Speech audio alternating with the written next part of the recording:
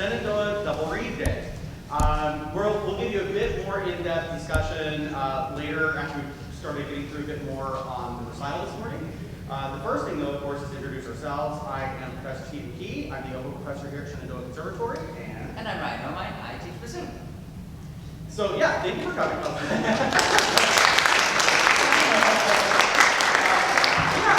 glad to have you all here today. We didn't push this event as hard because we have been working on something else that we want to make our official announcement of today that we're very excited about.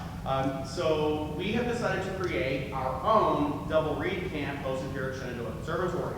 As some of you know, we've been doing a camp for many years hosted by this camp out of Texas, and we've decided to make our own. So we are officially launching Shenandoah Double Reed Camp today.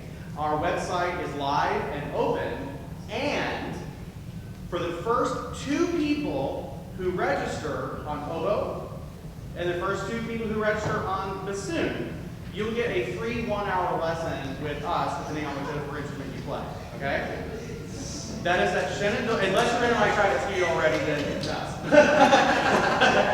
You still have to pay for lessons. I'm warning. Now, so that is ShenandoahDoubleReedCamp.org. I'll say it again. ShenandoahDoubleReedCamp.org. Together. ShenandoahDoubleReedCamp.org. One more time, louder. ShenandoahDoubleReedCamp.org. Excellent. Thank you. Thank you. Well, if that wasn't silly enough, we're going to start with the silly bassoon piece. So should I introduce what's coming up? All right. So the first piece of the program is by Hyacinthe Klosé. Klosé is known mostly by clarinet players. If you're a clarinetist, you learn from a Klosé book, you play Klosé etude. But it turns out he wrote a piece for bassoon.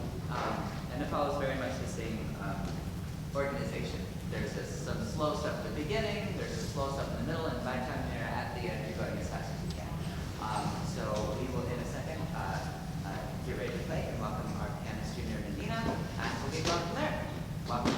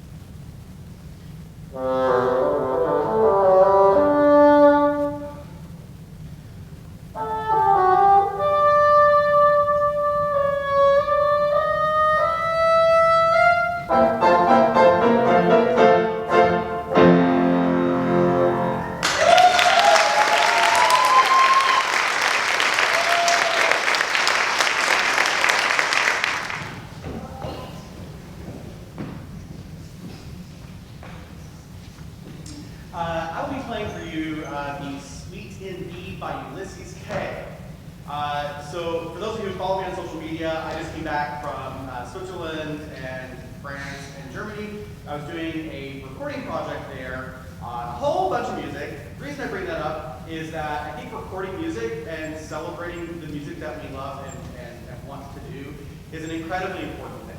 And it doesn't have to necessarily be for your instrument, especially my younger students. Sometimes I'll have them ask like, oh, is there another part to the theme from up? There doesn't need to be another part. You can just play it. Like, you can just do that. And so actually everything I recorded was arrangements that I did myself to music not originally for oboe. One of my next projects is that I'm going to be recording this as a single.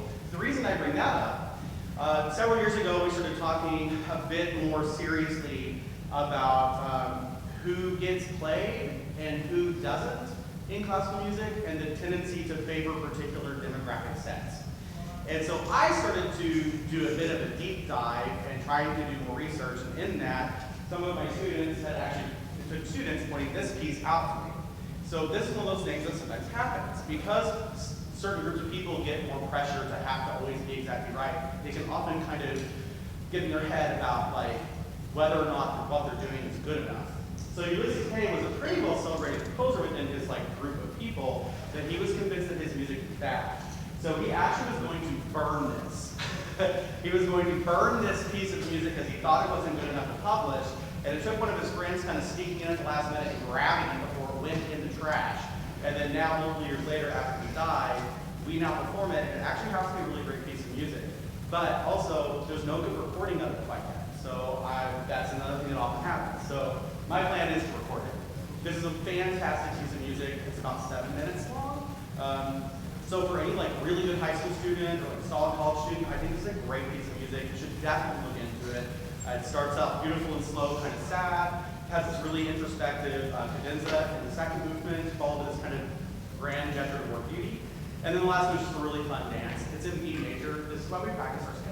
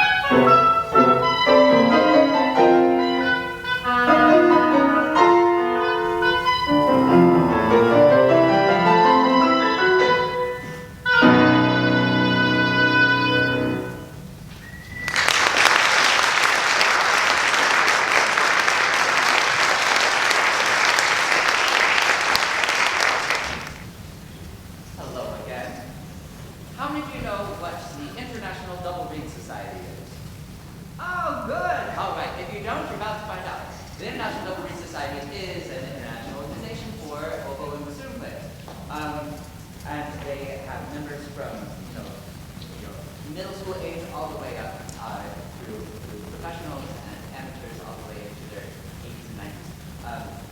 Every year there is a summer conference, and it's in all different places around the country in the summer. And the last one was in Flagstaff, Arizona. And while I was there, I worked with the W Society and was a student editor for the journal. And each time we get 4 journals a year, the deal. And also they have gift memberships if you're looking for like a special occasion present.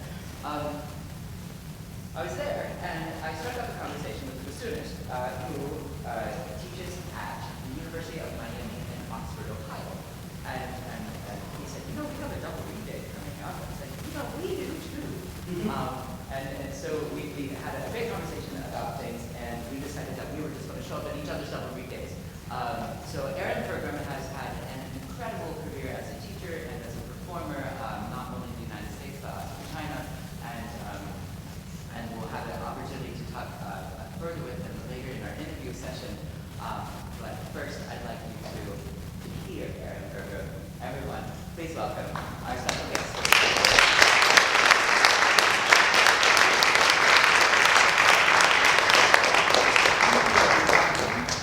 Glad to be here.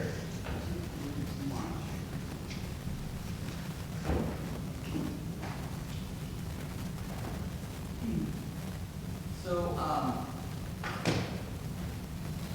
not playing Shenandoah today, something I normally do, which is, I guess, weird thinking about it now. I'm not bringing that here, but that's okay. So far, the program has been very beautiful and light and musical, and now I hope I can scare you away with this kind of scary sound. But this is a piece by Harald Genzmer. It's called Introduction and Allegro. It was part of his Recitative and Air that he composed these pieces during the Second World War, and he spent time in Germany at hospitals helping people recover from all of their ailments and issues. And we hear music in this, you can hear Hindemith, you can hear all of these other influences from people that were really critical to the building of his musical qualities. So this is a short piece. He wrote actually quite a bit of bassoon music, and most of it's not played. I think it's overshadowed by composers like Paul Hindemith, who were just bigger in name. But a lot of the geniuses come to light, and it's all, I think, it's really exciting. He does this thing where he plays a lot of time, and so it sounds, really fast or really slow. But the way that it's on the page is the opposite. The slow stuff is lots of black lines, and then the fast stuff is all half notes and whole notes and like that. It's kind of a little crazy to learn.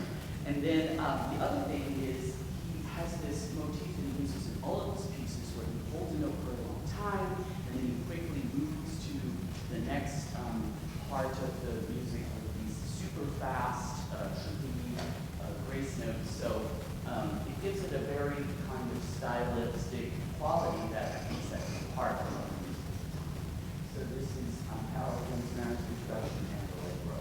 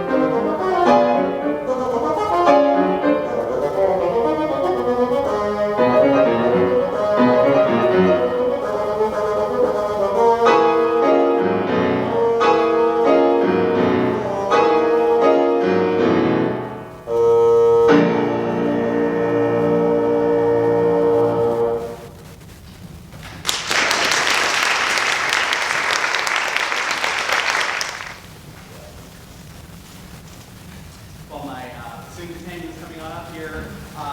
This piece, for those of you who've been playing oboe or bassoon long enough, hopefully doesn't need much introduction, and if it does, I'm so glad you're getting to hear it. Poulenc, wrote all sorts of wonderful music. 20th century kind of semi-impressionist neoclassical composer. If you want to get fancy and academic, it's called it after all. There's a fantastic sonata. There's a wonderful sextet for like winds and piano. And he also has this just so much fun and so beautiful trio for oboe, bassoon, and piano. We're going to be playing the second movement from it, which is really just a beautiful piece of music. A good high school player can easily do this. If you have like a companion that you want to do this with, highly recommend. The class movements are really fast, so like if you are a technical whiz, then definitely go for it.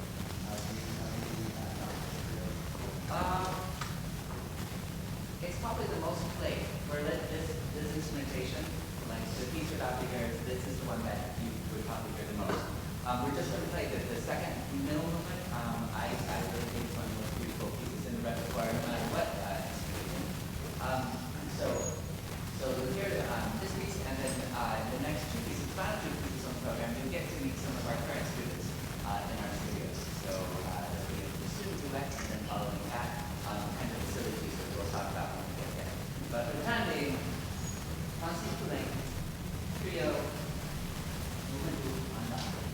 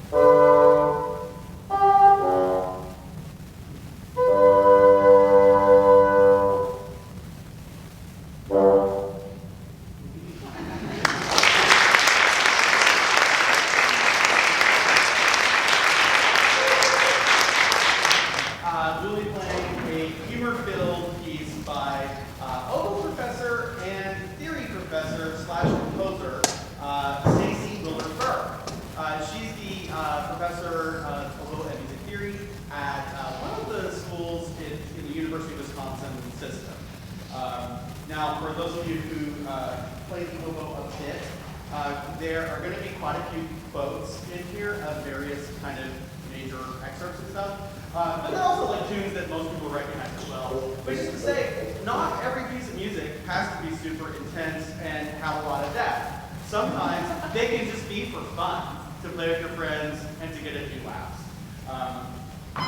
And for this piece, we are welcoming two of my students on stage, Shirk and Chills. Do you have anything with that? I would say that you can usually gauge the personality of your special guest when you send them a silly piece of music and say, hey, would you like to play this with us? And they write back and say, sure. Like, that's good. We will be singing in here. We will be playing tunes you know. If you feel the desire to sing along, that's fine. But this definitely falls squarely into this category of double reach shtick. I think you'll enjoy it. Yeah.